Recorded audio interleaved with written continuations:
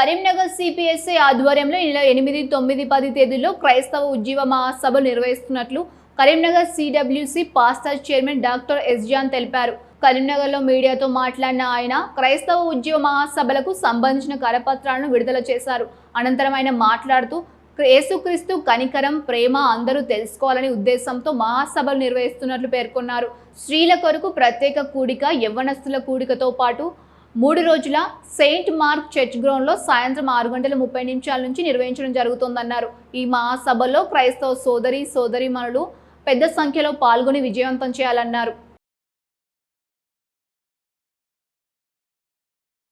ఈ నెల 8, 9, 10వ తారీఖుల్లో జరిగేటటువంటి క్రైస్తవ ఉజ్జీవ మహాసభలకు కన్వీనర్స్గా మేము ఉంటున్నాము.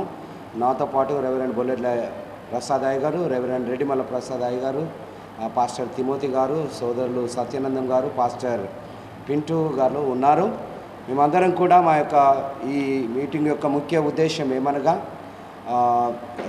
The most reverend doctor professor K Reuben mark, Karimnagar అధ్యక్ష మండల బిషప్ గారు, చర్చ్ ఆఫ్ సౌత్ ఇండియా యొక్క మోడరేటర్ గారి యొక్క ఆధ్వర్యంలో జరిగేటటువంటి క్రైస్తవ ఉజ్జీవ మహాసభల నిమిత్తమై కరీంనగర్లో ఉన్నటువంటి క్రైస్తవ సోదరులకు, క్రైస్తవేతర సోదరిమణులకు తెలియజేసేది ఏంటంటే, మరి 8, 9, 10 ఈ నెల సెయింట్ మార్క్ గ్రౌండ్స్లో ఈ క్రైస్తవ ఉజ్జీవ మహాసభలు జరుగుతున్నాయని పాస్టర్ బెంజమిన్ శాస్త్రి గారు ప్రత్యేకమైనటువంటి స్పీకర్గా వస్తున్నారు.